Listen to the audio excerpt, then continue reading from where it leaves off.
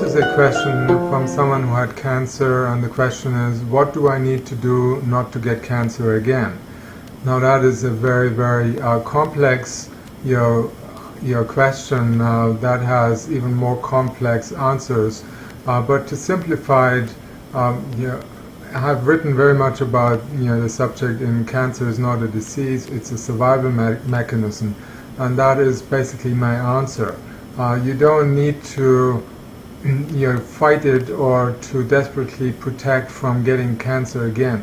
Cancer develops when there is a need for it, only when there is a need for it. And cancer is a complex healing mechanism that develops and sets in when there is a requirement to get rid of a large amount of toxins in the body that have accumulated in some areas more than others. And when these areas become suffocated, when toxins develop and can no longer be removed properly and readily, then the body has to undergo certain cell mutations where the genes will reprogram the cell so that the cell can survive in this more dense and encapsulated, isolated environment. And the body will develop new blood vessels to support that cell because that cell, the cancer cell, has very important functions.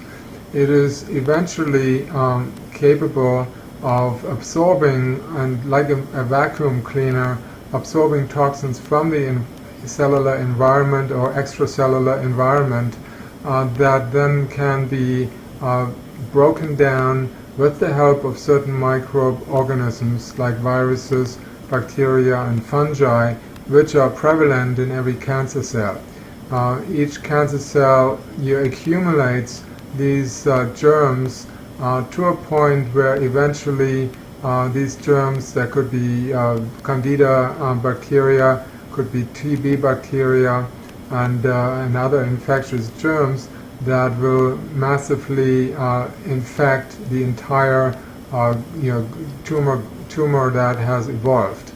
Now, cancer, as the book suggests, is not a disease but a survival mechanism. The cancer itself is part of the healing program that the body is allowing to happen, and the body is supporting that to happen if the need arises. We now know that all tumors have at least, or are made up of at least 60% immune cells, white cells. White cells are typically the ones that make sure that cancer doesn't occur. So if you naturally turn over 30 billion cells per day, typically 1% of these cells are cancer cells, and for that the white cells, they find them, they drill holes into the cells and kill these cells. So that's the natural way for the body to deal with it. But in the cancer that we call a disease, it's a very, very different story. The body recognizes that these cancer cells are actually doing the body a favor. They are not there to harm the body, but they allow the body to get through a crisis where temporarily the body's functions are subdued, suppressed, disturbed, often because of psychological problems, the death of a family member, a mother, father, or a divorce, which forces the body to rely on producing extra cells in order to get through this very difficult period in their lives. Because of this stress, there are lots of more factors like hormones produced, adrenaline, noradrenaline, and many functions are subdued. And so during that time, building extra cells that take over some of these extra functions is very much in favor of the body.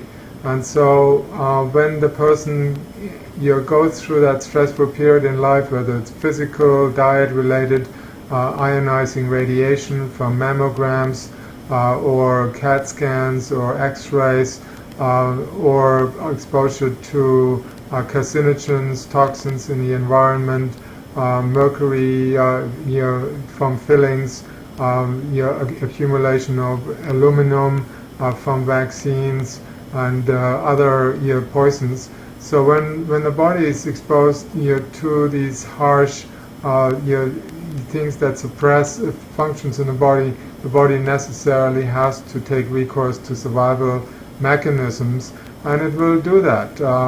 And so the cancer is an outlet for the body. It's like encapsulating toxins in a particular area, and hoping that the person is capable of going through the crisis and changing their lives and diet and lifestyle, so that the body can then break down the tumor. Before the body breaks down a cancer, it typically grows very fast. And this should not be misconstrued that there is something wrong, that the cancer is growing out of control. There is no out of control growth.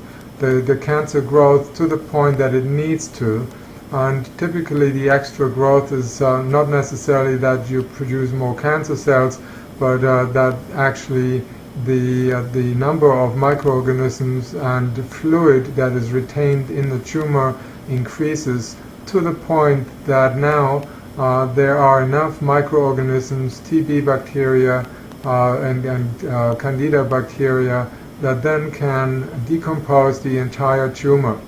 And this leads to a massive infection, which typically goes hand in hand with a high fever, and the high fever shows that there is a proper, sufficient immune response to deal with the cancer. If, however, a doctor comes in and says, oh, we have to reduce your fever, it's getting too high, then of course the healing is stopped and the cancer cannot be decomposed. If it is allowed to take its course, then the tumor is decomposed within 24 to 36 hours, and it ends up as bits and pieces of proteins in the urine, and the person will urinate at least 20-30 times a day. That goes on for maybe 2 or 3 days, and then the tumor is nowhere to be found. So there's a natural progression for a cancer unless it becomes severely obstructive, like in the throat or in the brain, or in places that could interfere with the circulation of the blood to the heart, for example. Then cancers are actually very beneficial. Many people, after they have broken down their own cancers, they have also recovered from many other illnesses they may have been suffering from. There is always victory after the war in this case, but the war doesn't need to be a fighting war. It has to be one that is allowed, that the body is allowed to heal itself, to continue its healing, and not to be stopped by fear. When you have a diagnosis, your body contracts. It's like you're completely curling up. You're frightened for your life. This death fright can paralyze most of the functions in the body, such as digestion. There is no way under death fright that a person has the capability of digesting any food. The food will literally pass through undigested. You may at best get diarrhea, or you may throw up, but there is no way that the food can be digested. This leads to wasting. That means the cells in the body don't get their nutrients and they start wasting away. Wasting is the major cause of death among cancer patients. People are wasting away. This has nothing to do with the cancer. This has more to do with the death fright that is associated with the cancer. Cancer patients, when they're being diagnosed with cancer, they cannot sleep even. They are worrying. The brain is keeping them up all night so that they can possibly try to figure this out, find a solution, because under threat, the person is not allowed to sleep. It's a survival mechanism. It's a natural biological protective mechanism to make sure that under threat you don't fall asleep.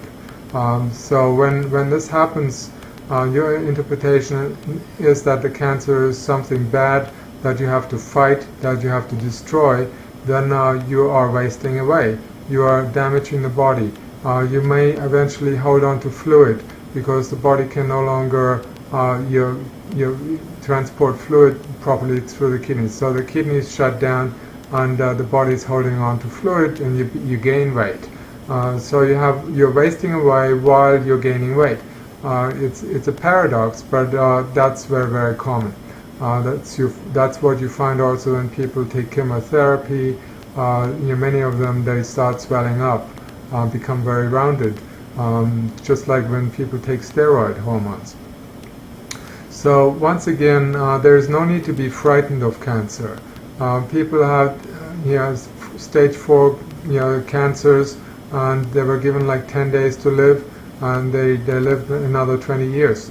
So there is no such thing as an incurable cancer unless the person who has it believes in it, and he doubts that he can do anything about it. And that makes a big difference, because if you are hopeful and you are trusting that your body can heal, the whole energy is shifting. You're no longer in that mode where you cannot sleep, you cannot digest food. So your body is actually gaining strength again, is recovering, is rejuvenating while the cancer is growing. That's why you find some people who have a serious tumor in the body, they look great and they look radiant, and it doesn't seem to bother them, and they will never die from that.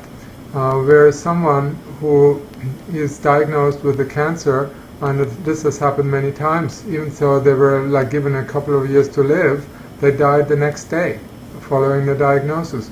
So it can be very shocking to have that, and I recommend you would read the book.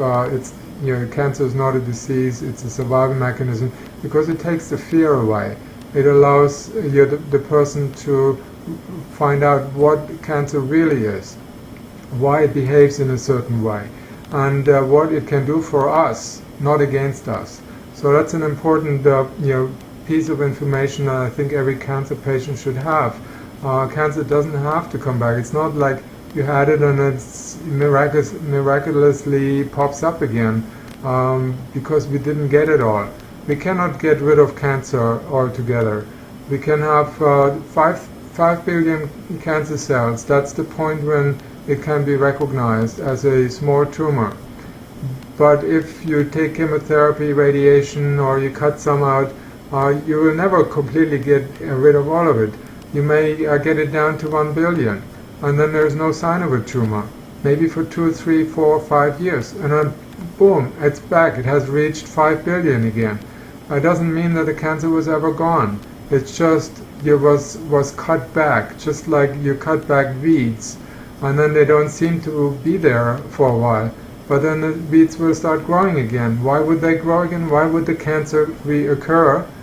Because as long as the root causes have not been tackled, if we have not taken care of what causes the cancer, which is clearly outlined in the book, then we obviously have to recreate the same cancer again and again. And we should work with the body, not against it, because sending messages to the body that something horrible is attacking it and it's eating it up is a signal that the body cannot take lightly. Mind and body are intimately connected.